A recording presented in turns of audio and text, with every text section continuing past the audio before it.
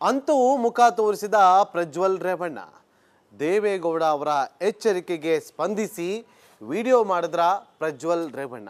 ಅಷ್ಟಕ್ಕೂ ಇಷ್ಟು ದಿನ ಎಲ್ಲೋ ತಲೆ ಮರೆಸಿಕೊಂಡಿದ್ದ ಪ್ರಜ್ವಲ್ ರೇವಣ್ಣ ದಿಢೀರ್ ಅಂತೇಳಿ ವಿಡಿಯೋ ಮಾಡಿದ್ದಾದ್ರು ಯಾಕೆ?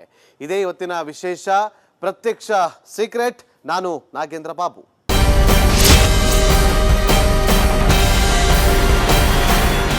ಇಷ್ಟು ದಿನ ಯಾವತ್ತು ಬರ್ತಾನಪ್ಪ ಪ್ರಜ್ವಲ್ ರೇವಣ್ಣ ಅಂತ ಪ್ರಶ್ನೆ ಮಾಡ್ತಾ ಇದ್ದ ಅವ್ರಿಗೆ ಕೊನೆಗೂ ಉತ್ತರ ಸಿಕ್ಕಿದೆ.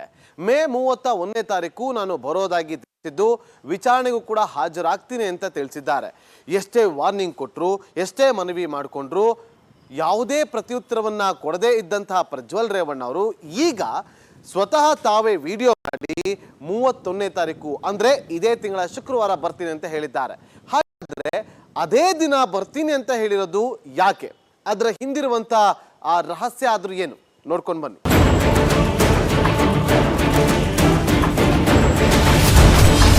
ಪ್ರಜ್ವಲ್ ರೇವಣ್ಣ ಮತ್ತೊಂದು ವಿಡಿಯೋ. ಅಜ್ಞಾತ ಸ್ಥಳದಿಂದಲೇ ಪ್ರಜ್ವಲ್ ಸಂದೇಶ. ಕರೆಕ್ಟ್ ಆಗಿ ತಿಂಗಳ ಬಳಿಕ ಪ್ರಜ್ವಲಮಾನ. ಮೇ 31ಕ್ಕೆ ಪ್ರಜ್ವಲ್ ವೈಟಿಂಗ್ ಕ್ಲೈಮ್ಯಾಕ್ಸ್. ಪ್ರಜ್ವಲ್ಗೆ ಕಾದು ಸುಸ್ತಾದ ಎಸ್ಐಟಿಗೆ ಶುಕ್ರ ದೆಸೆ. ಅಷ್ಟಕ್ಕೂ ಏಕಾಏಕಿ ಬರೋಕೆ ಕಾರಣ ಏನು?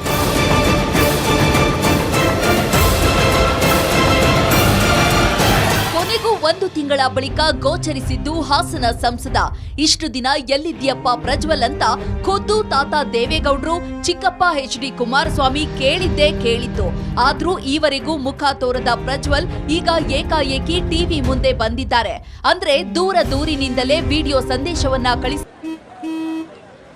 ನಡಿ ಈಗ ಶುರು ಮಾಡೋಣ.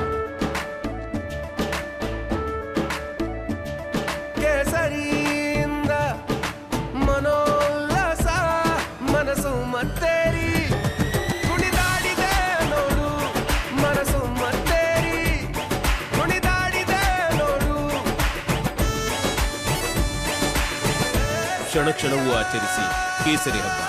ವಿಮಲ್ ಬಾಯಲ್ಲಿ ಹೇಳಿ ಕೇಸರಿ. ಪ್ರಜ್ವಲ್ ಇದೇ ಮೇ 31ಕ್ಕೆ ಬರೋದಾಗಿ ಹೇಳೋ ಮೂಲಕ ಕುತೂಹಲಕ್ಕೆ ತೆರೆ ಎಳೆಯೋ ಕೆಲಸ ಮಾಡಿದ್ದಾರೆ. ಹಾಗಾಗಿ ಯಾರು ಕೂಡ ಇದ್ರ ಬಗ್ಗೆ ತಪ್ಪು ತಿಳಿಯೋದು ಬೇಡ. ನಾನೇ ಖುದ್ದಾಗಿ ಶುಕ್ರವಾರ ಏನು 31ನೇ ತಾರೀಕು 10 ಗಂಟೆಗೆ SIT ಮುಖಾಂತರ SIT ಮುಂದೆ ಬಂದು ನಾನು ಸಂಪೂರ್ಣ ಈ ಇನ್ವೆಸ್ಟಿಗೇಷನ್ಗೆ ಸಹಕಾರ ಕೊಡೋ ಮುಖಾಂತರ ನಾನು ಇದಕ್ಕೆ ಸರಿಯಾದ ರೀತಿಯಲ್ಲಿ ಉತ್ತರ ಕೊಡೋಂಥ ಕೆಲಸನ ಮಾಡ್ತೀನಿ. ಹಾಗೆ ನ್ಯಾಯಾಲಯದ ಮೇಲೆ ನನಗೆ ನಂಬಿಕೆ ಇದೆ.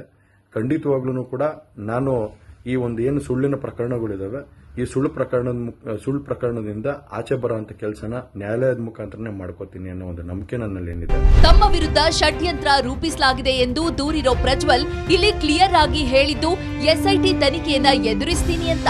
ಅಗ್ನಿ ಪರೀಕ್ಷೆಯಲ್ಲಿ ಗೆದ್ದು ಬರೋ ವಿಶ್ವಾಸವನ್ನು ಹೊರಹಾಕಿದ್ದಾರೆ. ಅಶ್ಲೀಲ ವಿಡಿಯೋ ಚಿತ್ರೀಕರಿಸಿದ ಆರೋಪವನ್ನ ಹೊತ್ತಿರೋ ಪ್ರಜ್ವಲ್. ಇನ್ನೊಂದೆಡೆ SIT ನೋಟಿಸ್ಗೂ ಬಗ್ಗದೆ, ಕೇಂದ್ರದ ಶೋಕಾಸ್ ನೋಟಿಸ್ಗೂ ಕ್ಯಾರೆ ಎನ್ನದೆ, ಇಷ್ಟು ದಿನ ದೇವೇಗೌಡರ ಮನವಿಗೂ ಸ್ಪಂದಿಸದೆ, HD ಕುಮಾರಸ್ವಾಮಿ ಕರೆಗೂ ಕೂಡ ಓಗುಡದ ಪ್ರಜ್ವಲ್ ರೇವಣ್ಣ ಈಗ ವಾಪಸ್ ಬರೋ ಮಾತನಾಡಿದ್ಯಾಕೆ? ಅಲ್ಲೇ ಇದೆ ನೋಡಿ ಅಸಲಿ ಮ್ಯಾಟರ್. 31 ದಿನಗಳ ಕಾಲ ಅಜ್ಞಾತವಾಸದಲ್ಲಿದ್ದ ಪ್ರಜ್ವಲ್ ಎಲ್ಲಿದ್ದಾರೆ ಅನ್ನೋದು SIT ಪಾಲಿಗೆ ಆಗಿದ್ದು ಕಗ್ಗಂಟು. ಜರ್ಮನಿಗೆ ವಿಮಾನದಲ್ಲಿ ತೆರಳಿದ ಬಗ್ಗೆ ದಾಖಲೆಗಳು ಸಿಕ್ಕ ಕಾರಣ ಬಹುಶಃ ಎಲ್ಲರೂ ಭಾವಿಸಿರೋದು ಪ್ರಜ್ವಲ್ ಜರ್ಮನಿಯಲ್ಲೇ ತಂಗಿರಬಹುದು ಅಂತ. ಹಾಗೆಯೇ 2-3 ಸಲ ಪ್ಲೇನ್ ಟಿಕೆಟ್ ಬುಕ್ ಮಾಡಿದ್ರೂ ಸಹ ಕೊನೆ ಕ್ಷಣದಲ್ಲಿ ಆಗಿದ್ದು ಕ್ಯಾನ್ಸಲ್. ಇನ್ನೇನು ಬಂದೇ ಬಿಡಬಹುದು ಅಂತ ಕಾದು ಸುಸ್ತಾದ SIT ಅಧಿಕಾರಿಗಳು ನೋಟಿಸ್ ಮೇಲೆ ನೋಟಿಸ್ ಕೊಟ್ಟಿದ್ದೇ ಬಂತು. No use. ಇಂತಿಪ್ಪ ಪ್ರಜ್ವಲ್ ರೇವಣ್ಣ ಕೊನೆಗೂ ಅನೌನ್ಸ್ ಮಾಡಿದ್ದಾರೆ ತಮ್ಮ ರಿಟರ್ನ್ ಡೇಟ್. ಇಷ್ಟು ದಿನ ಯಾವುದೇ ಮನವಿಗೆ, ಜನಾಕ್ರೋಶಕ್ಕೆ ಬಗ್ಗದ ಪ್ರಜ್ವಲ್ ಈಗ ಗರ್ವಾಪ್ಸಿಗೆ ರೀಸನ್ ಏನು?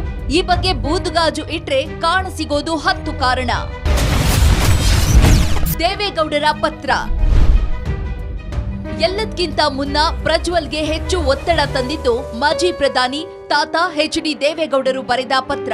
ಸಾಮಾಜಿಕ ಜಾಲತಾಣದಲ್ಲಿ ಪೋಸ್ಟ್ ಮಾಡೋ ಮೂಲಕ ಮೊಮ್ಮಗನಿಗೆ ತಕ್ಷಣ ಹೊರಟು ಬರುವಂತೆ ಎಚ್ಚರಿಕೆಯನ್ನ ಕೊಟ್ಟಿದ್ದು ಎಲ್ಲೋ ಒಂದು ಕಡೆ ಆದಂತಿದೆ ವರ್ಕೌಟ್. ಒಂದು ವೇಳೆ ವಾಪಸ್ ಬರದಿದ್ರೆ ಕುಟುಂಬದಿಂದ ದೂರ ಇಡೋ ಬಗ್ಗೆಯೂ ಗೌಡರು ಕೊಟ್ಟ ಖಡಕ್ ವಾರ್ನಿಂಗ್ ಸಹ ಇಲ್ಲಿ ಪ್ರಜ್ವಲ್ ಈ ನಿರ್ಧಾರಕ್ಕೆ ಕಾರಣ ಆಗಿರಬಹುದು. HD ಕುಮಾರಸ್ವಾಮಿ ಕರೆ. ಇನ್ನು ಪ್ರಜ್ವಲ್ ರೇವಣ್ಣ ಪರಾರಿಯನ್ನೇ ಕಾಂಗ್ರೆಸ್ ದೊಡ್ಡ ಅಸ್ತ್ರ ಮಾಡಿಕೊಂಡು ಕುಮಾರಸ್ವಾಮಿ ಮೇಲೆ ಒಂದೇ ಸಮನೆ ಅಸ್ತ್ರ ಪ್ರಯೋಗ ಮಾಡತೊಡಗಿದ್ದು ಗೌಡರ ಕುಟುಂಬ ಮಾತ್ರವಲ್ಲ, ಪಕ್ಷಕ್ಕೆ ತಂದ ಇಕ್ಕಟ್ಟು ಅಷ್ಟಿಷ್ಟಲ್ಲ. ಇತ್ಲಾಗೆ ಡಿಕೆ ಮೇಲೆ ಎಚ್ಡಿಕೆ ಯಾವುದಾದ್ರೂ ಬಾಣ ಪ್ರಯೋಗಿಸಿದ್ರೆ ಅತ್ತ ಕೈ ಕಡೆಯಿಂದ ಬರ್ತಿದ್ದ ಒಂದೇ ಒಂದು ವೆಪನ್ ಅಂದ್ರೆ ಪ್ರಜ್ವಲ್ನನ್ನ ಕರೆಸಿ ನೋಡೋಣ ಅನ್ನೋ ಸವಾಲು. ಕೊನೆಗೆ ರೋಸಿ ಹೋದ ಕುಮಾರಸ್ವಾಮಿ ಬಹಿರಂಗವಾಗಿಯೇ 24 ಗಂಟೆಯೋ 48 ಗಂಟೆಯೋ ಮೊದಲು ಬಂದು ತನಿಖೆಯನ್ನ ಎದುರಿಸಪ್ಪ ಅಂತ ಕರೆ ಕೊಟ್ಟಿದ್ದು. ನಾನು ಅದನ್ನೇ ಹೇಳ್ತಾ ಇದ್ದೇನೆ, ಗೊತ್ತೇನೆ. ಇಲ್ಲಿ ಪ್ರಶ್ನೆ ಬ್ರದರ್, ನಾನು ಈಗಾಗಲೇ ಅದಕ್ಕೆ ಮನವಿ ಮಾಡಿದ್ದು, ಈ ಒಂದು ತನಿಖೆಗೆ ಸಹಕಾರ ಕೊಟ್ಟು ನೀನು ತಪ್ಪು ಮಾಡಿಲ್ಲ ಅಂತಕ್ಕಂಥದ್ದು ನಿನ್ನಲ್ಲಿದ್ದರೆ ಬಂದು ಪ್ರೂವ್ ಮಾಡ್ಕೊಳಪ್ಪ. ತಪ್ಪಾಗಿದ್ರೆ ಶಿಕ್ಷೆಗೆ ತಲೆಬಾಗುವಂತಲೇ ನಾನು ಹೇಳ್ತಾ ಇರೋದು. ನೀನು ತಪ್ಪು ಮಾಡಿರ್ತಕ್ಕಂಥದ್ದು ಯಾರಿಗಾದರೂ ಕಾನೂನು ಬಾಹಿರವಾಗಿ ಈ ಒಂದು ಪ್ರಕರಣದಲ್ಲಿ ನೀನು ಒತ್ತಡಗಳನ್ನು ಹಾಕಿ ಹೆಣ್ಣು ಮಕ್ಕಳಿಗೆ ಮಾನಸಿಕವಾಗಿ ಹಿಂಸೆ ಕೊಟ್ಟಿರ್ತಕ್ಕಂಥದ್ದು ಸಾಬೀತಾದರೆ ತಲೆಬಾಗ್ಲೇಬೇಕು ನೀನು. SIT notice. ಇನ್ನು ವಾಪಸ್ ಬರೋಕೆ ಇನ್ನೊಂದು ಸಾಧ್ಯತೆ ಅಂದ್ರೆ ಅದು ಎಸ್ಐಟಿ ನೋಟಿಸ್ಗಳು. ಎಸ್ಐಟಿ ರಚನೆಯಾದ ಹೊಸದರಲ್ಲೇ ವಿಚಾರಣೆಗೆ ಬರುವಂತೆ ಪ್ರಜ್ವಲ್ಗೆ ಸಾಮಾಜಿಕ ಜಾಲತಾಣದ ಮೂಲಕವೇ ನೋಟಿಸ್ ಕೊಟ್ಟಿತ್ತು. ಆದ್ರೆ ಇದಕ್ಕೆ ಪ್ರಜ್ವಲ್ ತಮ್ಮ ವಕೀಲರು ಹಾಗೂ ಎಕ್ಸ್ ಖಾತೆಯ ಮೂಲಕ ವಾರದ ಸಮಯಾವಕಾಶವನ್ನ ಕೇಳಿದ್ರು. ಇದಕ್ಕೆ ಎಸ್ಐಟಿ ಮಾತ್ರ ಓಕೆ ಅನ್ಲಿಲ್ಲ.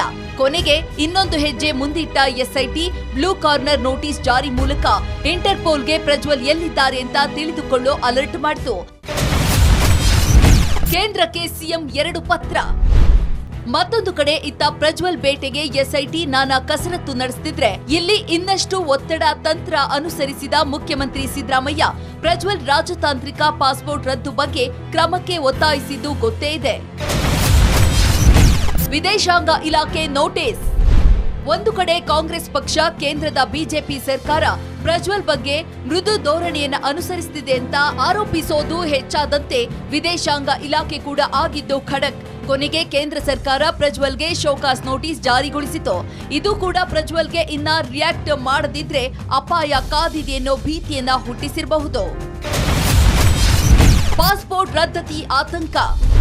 ಇನ್ನು ಪ್ರಜ್ವಲ್ಗೆ ಇಷ್ಟು ದಿನ ಶ್ರೀರಕ್ಷೆಯಾಗಿದ್ದು ಸಂಸದರ ವಿಶೇಷ ಅಧಿಕಾರ ಕೋಟಾದಡಿ ಸಿಕ್ಕಿರೋ ವೈಟ್ ಪಾಸ್ಪೋರ್ಟ್, ಅಂದ್ರೆ ವೀಸಾ ಇಲ್ಲದೆ ವಿದೇಶಗಳಿಗೆ ಪ್ರಯಾಣಿಸೋ ಅವಕಾಶವನ್ನ ಕೊಡೋ ರಾಜತಾಂತ್ರಿಕ ಪಾಸ್ಪೋರ್ಟ್.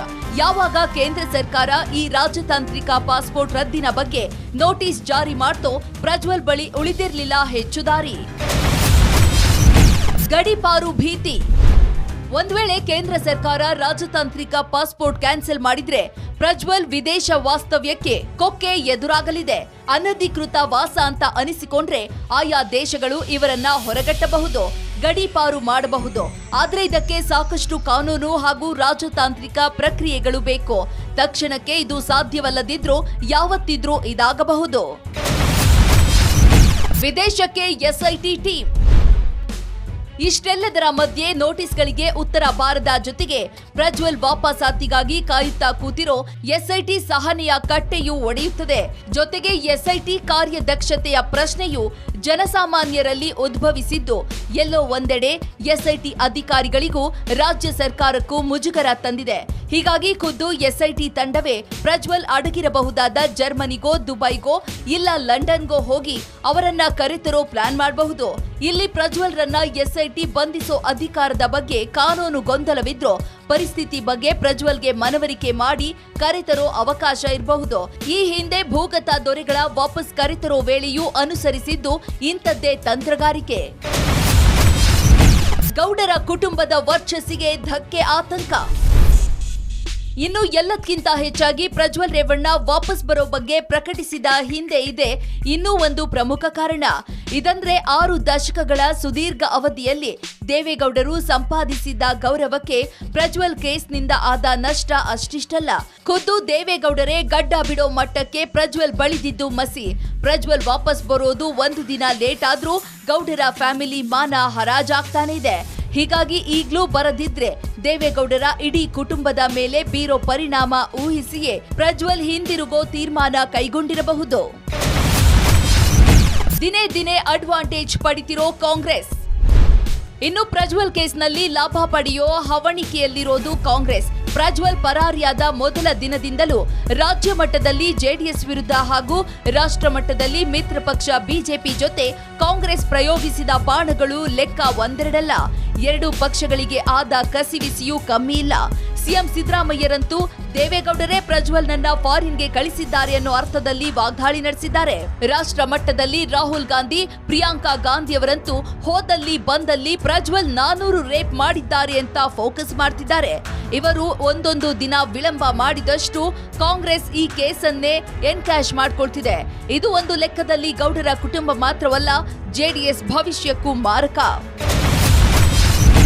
ಮೇ 31ಕ್ಕೆ ಹಾಸನದಲ್ಲಿ ಕಾಂಗ್ರೆಸ್ ಪ್ರತಿಭಟನೆ.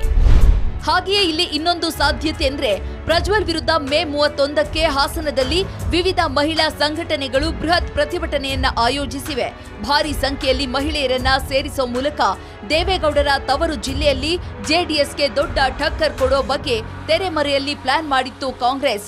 50,000ಕ್ಕೂ ಹೆಚ್ಚು ಮಹಿಳೆಯರನ್ನ ಇಲ್ಲಿ ಸೇರಿಸೋ ಮೂಲಕ ಗೌಡರ ಕುಟುಂಬದ ವಿರುದ್ಧ ಶಕ್ತಿ ಪ್ರದರ್ಶನಕ್ಕೆ ಅಣಿಯಾಗಿದೆ ಕೈಪಡೆ.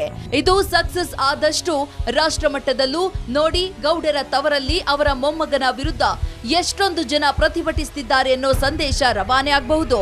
ಅಂದು ರಾಷ್ಟ್ರೀಯ ಮಾಧ್ಯಮಗಳು ಕೂಡ ಇತ್ತ ಫೋಕಸ್ ಮಾಡಬಹುದು. ಹೇಗಿದ್ರು ಇವತ್ತಲ್ಲ ನಾಳೆ ವಾಪಸ್ ಬರಲೇಬೇಕು. ಇವತ್ತೇ ಹಿಂದಿರುಗಿದ್ರೆ ನ್ಯಾಷನಲ್ ಮೀಡಿಯಾಗಳು ಪ್ರಜ್ವಲ್ ವಾಪಸ್ ಬಗ್ಗೆ ದೃಷ್ಟಿ ಬೀರಲಿದೆ. ಆಗ ಹಾಸನ ಕಾರ್ಯಕ್ರಮ ಮಹತ್ವ ಕಳೆದುಕೊಳ್ಳಲಿದೆ. ಈ ಐಡಿಯಾವು ಪ್ರಜ್ವಲ್ ಬತ್ತಳಿಕೆಯಲ್ಲಿರಬಹುದು.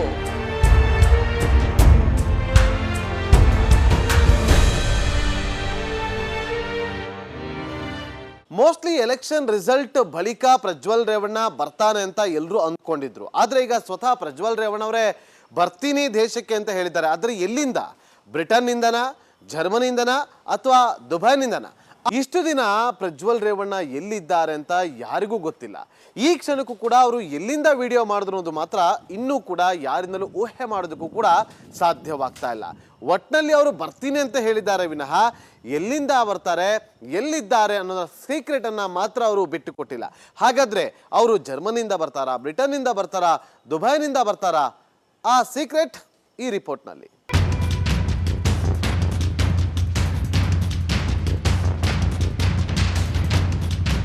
ಎಲ್ಲಿದ್ದಾರೆ ಪ್ರಜ್ವಲ್? ಪ್ರಜ್ವಲ್ ಎಲ್ಲಿದ್ಯಪ್ಪ? ಯಾವ ದೇಶದಲ್ಲಿದ್ದಾರೆ ಹಾಸನದ ಸಂಸದ? ಕಳೆದ 1 ತಿಂಗಳಿನಿಂದ ರಾಜ್ಯದಲ್ಲಿ ಕೇಳಿ ಬರ್ತಾ ಇದ್ದ ಪ್ರಶ್ನೆಗಳಿವು. ಕಳೆದ 1 ತಿಂಗಳಿನಿಂದ ಪ್ರಜ್ವಲ್ ರೇವಣ್ಣ ನಾಪತ್ತೆಯಾಗಿದ್ರು. ಎಸ್ಐಟಿ ನೋಟಿಸ್ ಮೇಲೆ ನೋಟಿಸ್ ಕೊಟ್ರು, ಪ್ರಜ್ವಲ್ ಮಾತ್ರ ನಾಪತ್ತೆ. ಇವತ್ ಬರ್ತಾರೆ ಅವತ್ ಬರ್ತಾರೆ ಅಂತ ಕಾದಿದ್ದೇ ಬಂತು. ಆದ್ರೆ ಪ್ರಜ್ವಲ್ ಸುಳಿವು ಮಾತ್ರ ಸಿಕ್ಕಿರ್ಲಿಲ್ಲ. ಆದ್ರೀಗ ಪ್ರಜ್ವಲ್ ವಿಡಿಯೋದಲ್ಲಿ ಪ್ರತ್ಯಕ್ಷ ಆಗ್ಬಿಟ್ಟಿದ್ದಾರೆ. ತಾನು ದೇಶಕ್ಕೆ ವಾಪಸ್ ಬರೋದಾಗಿ ಹೇಳಿದ್ದಾರೆ. ಅದು ಅಲ್ಲದೆ ನಿಖರ ಪಕ್ಕಾ ದಿನಾಂಕವನ್ನು ತಿಳಿಸಿದ್ದಾರೆ. 1 ತಿಂಗಳಿನಿಂದ ನಾಪತ್ತೆಯಾಗಿದ್ದ ಪ್ರಜ್ವಲ್ ಮತದಾನದ ದಿನವೇ ಜರ್ಮನಿಗೆ ಹಾರಿದ್ದ ಸಂಸದ. ಅವತ್ತು ಏಪ್ರಿಲ್ 26. ದೇಶಕ್ಕೆ 2ನೇ ಹಂತದ ಚುನಾವಣೆ ನಡೀತಾ ಇತ್ತು. ಹಾಗೆ ಕರ್ನಾಟಕಕ್ಕೆ ಮೊದಲನೇ ಹಂತದ ಚುನಾವಣೆ ನಡೀತಾ ಇತ್ತು. ಹಾಸನದ ಗಲ್ಲಿ ಗಲ್ಲಿಯಲ್ಲಿ ಪೆನ್ ಡ್ರೈವ್ ಸಿಗೋದಕ್ಕೆ ಶುರುವಾಗ್ಬಿಟ್ಟಿತ್ತು. ಯಾರೋ ಒಬ್ಬ ವ್ಯಕ್ತಿ ಎಲ್ಲಂದ್ರಲ್ಲಿ ಪೆನ್ ಡ್ರೈವ್ಗಳನ್ನ ಹಾಕ್ ಹೋಗಿದ್ದ. ಪೆನ್ ಡ್ರೈವ್ ಓಪನ್ ಮಾಡಿದವರಿಗೆ ಶಾಕ್ ಆದಿತ್ತು. ಯಾಕೆ ಅಂದ್ರೆ ಪೆನ್ ಡ್ರೈವ್ ನಲ್ಲಿ ಪ್ರಜ್ವಲ್ ರೇವಣ್ಣ ಇದ್ದಾರೆ ಅಂತ ಹೇಳಲಾಗಿತ್ತು. ಅಂದೇ ಮತದಾನ ಮಾಡಿದ್ದ ಪ್ರಜ್ವಲ್ ಏರೋಪ್ಲೇನ್ ಹತ್ತಿ ಜೂಟಾಗ್ಬಿಟ್ಟಿದ್ರು.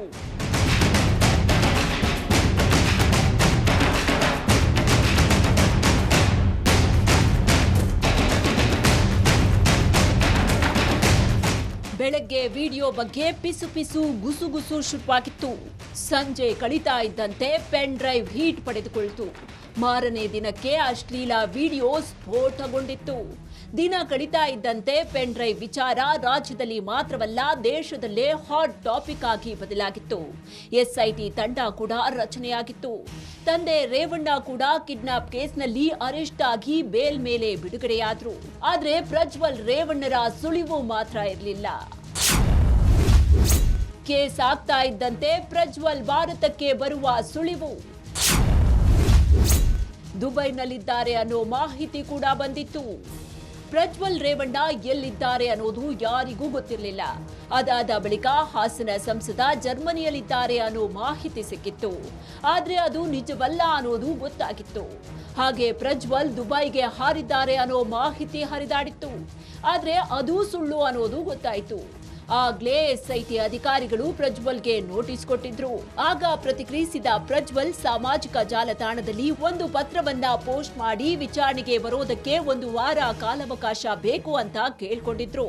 ಪೋಸ್ಟ್ ಏನೋ ಬಂತು, ಆದ್ರೆ ಪ್ರಜ್ವಲ್ ಎಲ್ಲಿದ್ದಾರೆ ಅನ್ನೋ ಪ್ರಶ್ನೆಗೆ ಮಾತ್ರ ಉತ್ತರ ಸಿಕ್ಕಿರ್ಲಿಲ್ಲ.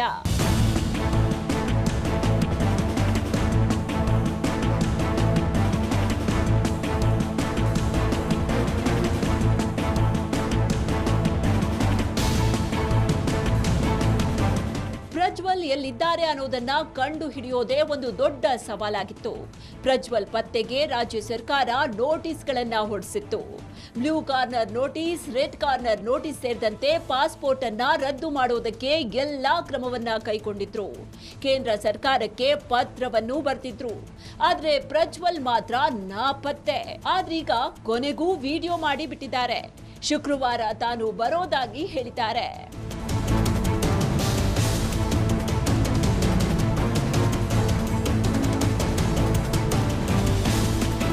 ಪ್ರಜ್ವಲ್ ರೇವಣ್ಣ ತಮ್ಮ ರಾಜತಾಂತ್ರಿಕ ಪಾಸ್ಪೋರ್ಟ್ ಅನ್ನ ಬಳಸಿ ದೇಶವನ್ನ ಬದಲಿಸ್ತಾ ಇದ್ದಾರೆ ಅನ್ನೋ ಆರೋಪ ಕೇಳಿಬಂದಿತ್ತು. ಒಂದು ದೇಶವಾದ ಬಳಿಕ ಮತ್ತೊಂದು ದೇಶಕ್ಕೆ ಪ್ರಯಾಣ ಮಾಡ್ತಿದ್ದಾರೆ. ಸಂಸದ ಆಗಿರೋದ್ರಿಂದ ರೇವಣ್ಣ ಅವರಿಗೆ ರಾಜತಾಂತ್ರಿಕ ಪಾಸ್ಪೋರ್ಟ್ ಅನ್ನ ನೀಡಲಾಗಿತ್ತು. ಈ ಪಾಸ್ಪೋರ್ಟ್ ಇದ್ರೆ ಆಯಾ ದೇಶದ ವೀಸಾ ಕೂಡ ಬೇಕಾಗಿರೋದಿಲ್ಲ. ಹೀಗಾಗಿ ಈ ಪಾಸ್ಪೋರ್ಟ್ ಬಳಸಿಕೊಂಡು ಸ್ಥಳ ಬದಲಾಯಿಸ್ತಾ ಇದ್ದಾರೆ ಅಂತ ಊಹಿಸಲಾಗಿತ್ತು. ಅದಾದ ಬಳಿಕ ಯುರೋಪ್ನಲ್ಲಿ ಪ್ರಜ್ವಲ್ ಇದ್ದಾರೆ ಅಂತ ಹೇಳಲಾಗಿತ್ತು. ಯುರೋಪ್ನಲ್ಲಿ ದೇಶಗಳನ್ನ ಬದಲಿಸೋದಕ್ಕೆ ಪಾಸ್ಪೋರ್ಟ್ಗಳ ಅವಶ್ಯಕತೆ ಇಲ್ಲ. ಯಾಕೆ ಅಂದ್ರೆ ಒಂದು ದೇಶದಿಂದ ಮತ್ತೊಂದು ದೇಶಕ್ಕೆ ಬೈ ರೋಡ್ ಹೋಗಬಹುದು. ಹೀಗಾಗಿ ರಸ್ತೆ ಮಾರ್ಗವಾಗಿ ಪ್ರಜ್ವಲ್ ಸಂಚರಿಸ್ತಾ ಇದ್ದಾರೆ ಅಂತ ಹೇಳಲಾಗಿತ್ತು. ಪ್ರಜ್ವಲ್ಗೆ ಸಹಾಯ ಮಾಡ್ತಾ ಇರೋದು ಯಾರು? ದೇಶ ಮತ್ತು ವಿದೇಶದಲ್ಲಿ ಇದ್ದಾರ ಆ ಸಹಾಯಕರು? ಪ್ರಜ್ವಲ್ ಎಲ್ಲಿದ್ದಾರೆ ಅನ್ನೋದು ಯಾರಿಗೂ ಗೊತ್ತಿರಲಿಲ್ಲ. ಆದ್ರೆ ವಿಡಿಯೋ ಮಾತ್ರ ಬಿಡುಗಡೆಯಾಗಿದೆ. ಅದು ಅಲ್ಲದೆ ವಿದೇಶದಲ್ಲಿ ಪ್ರಜ್ವಲ್ಗೆ ಗೆಳೆಯರು ಸಹಾಯ ಮಾಡ್ತಾ ಇದ್ದಾರೆ ಅಂತ ಹೇಳಲಾಗ್ತಾ ಇದೆ. ಅದು ಅಲ್ಲದೆ ದೇಶದಲ್ಲಿಯೂ ಪ್ರಜ್ವಲ್ಗೆ ನಿರಂತರವಾಗಿ ಕೆಲವರು ಸಂಪರ್ಕದಲ್ಲಿದ್ದಾರೆ.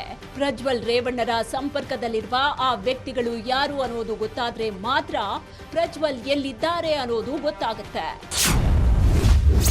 ಭಾರತದಲ್ಲೇ ಇದ್ದಾರಾ, ವಿದೇಶದಲ್ಲಿದ್ದಾರಾ? ಕುಂಕುಮ ಇಟ್ಕೊಂಡು ಪ್ರತ್ಯಕ್ಷರಾದ ಪ್ರಜ್ವಲ್ ರೇವಣ್ಣ ಸೋಮವಾರ ವಿಡಿಯೋದಲ್ಲಿ ಪ್ರತ್ಯಕ್ಷ ಆಗ್ತಾರೆ ಅಂತ ಯಾರೂ ಕೂಡ ಊಹೆ ಮಾಡಿರಲಿಲ್ಲ. ಆದ್ರೆ ಇದ್ದಕ್ಕಿದ್ದ ಹಾಗೆ ಪ್ರತ್ಯಕ್ಷ ಆಗ್ಬಿಟ್ರು. ಅಜ್ಞಾತ ಸ್ಥಳದಲ್ಲಿ ಕುಳಿತು ವಿಡಿಯೋ ಮಾಡಿದ್ದಾರೆ. ಅಂದ್ಹಾಗೆ ಇಲ್ಲಿ ಪ್ರಶ್ನೆಗಳ ಸರಮಾಲೆಯೇ ಹುಟ್ಕೊಳ್ಳುತ್ತೆ. ಆ ಪ್ರಶ್ನೆಗಳು ಏನಂದ್ರೆ, ಮೊದಲನೇದಾಗಿ ಪ್ರಜ್ವಲ್ ಭಾರತದಲ್ಲೇ ಎಲ್ಲೋ ಒಂದ್ ಕಡೆ ಇದ್ದಾರಾ ಅನ್ನೋ ಅನುಮಾನ ಮೂಡಿಸುತ್ತೆ. ಕುಂಕುಮ ಇಟ್ಕೊಂಡು ಪ್ರತ್ಯಕ್ಷ ಆಗಿರೋದನ್ನ ನೋಡಿದ್ರೆ ಈ ಅನುಮಾನ ಮೂಡದೇ ಇರೋದಿಲ್ಲ.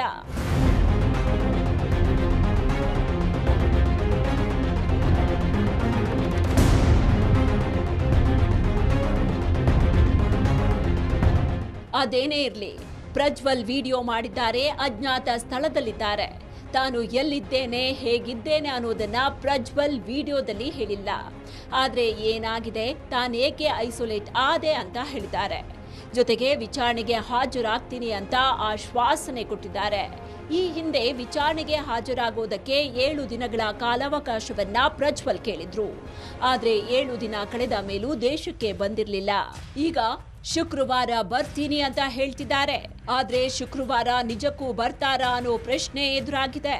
ಯಾಕಂದ್ರೆ ಪ್ರಜ್ವಲ್ ಮಾತನ್ನ ಅಷ್ಟು ಸುಲಭಕ್ಕೆ ನಂಬೋದಕ್ಕೆ ಸಾಧ್ಯ ಇಲ್ಲ.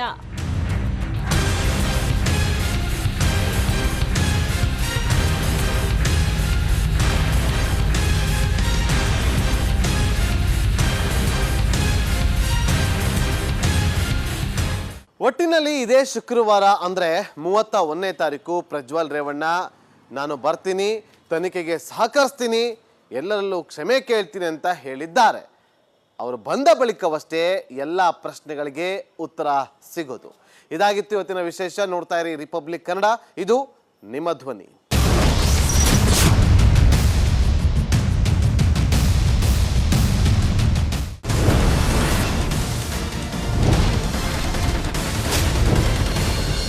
ನಮಸ್ಕಾರ, ನಾನು ಜಯಪ್ರಕಾಶ್ ಶೆಟ್ಟಿ ಮಾತಾಡ್ತಾ ಇದ್ದೀನಿ. ರಿಪಬ್ಲಿಕ್ ಕನ್ನಡದ ಈ ವಿಡಿಯೋವನ್ನು ಶೇರ್ ಮಾಡಿ ಮತ್ತು ನಮ್ಮ ಚಾನಲನ್ನು ಸಬ್ಸ್ಕ್ರೈಬ್ ಮಾಡಿ. ನಮಸ್ಕಾರ, ಕರ್ನಾಟಕ ಪ್ರೈಮ್ ಟೈಮ್ಗೆ ಸ್ವಾಗತ. ನಾನು ಜಯಪ್ರಕಾಶ್ ಶೆಟ್ಟಿ. ಇಡೀ ಕರ್ನಾಡು ಇವತ್ತು ರೆಬೆಲ್ ಆಗಿ ನಿಂತಿದೆ. ಈ ಹಗರಣಗಳನ್ನು ಸದನದಲ್ಲಿ ಪ್ರಸ್ತಾಪ ಮಾಡಲು ಕೂಡ ಕಾಂಗ್ರೆಸ್ ಹಿಂದೇಟು ಹಾಕಿದ್ದೇಕೆ?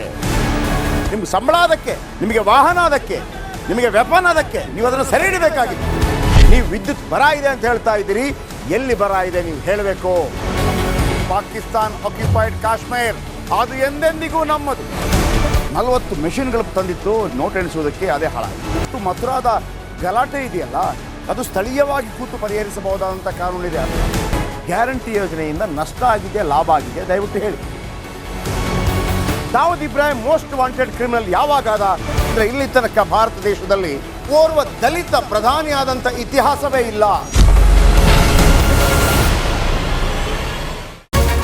ರಿಪಬ್ಲಿಕ್ ವರ್ಲ್ಡ್ ಆಪ್ ಇದು ಕೇವಲ ಅಪ್ಲಿಕೇಶನ್ ಅಲ್ಲ, ಸಮಗ್ರ ಸುದ್ದಿಗಳ ಸಂಪರ್ಕ ಮಾರ್ಗಕ್ಕೆ ಕ್ರಾಂತಿಕಾರಿ ಬದಲಾವಣೆ.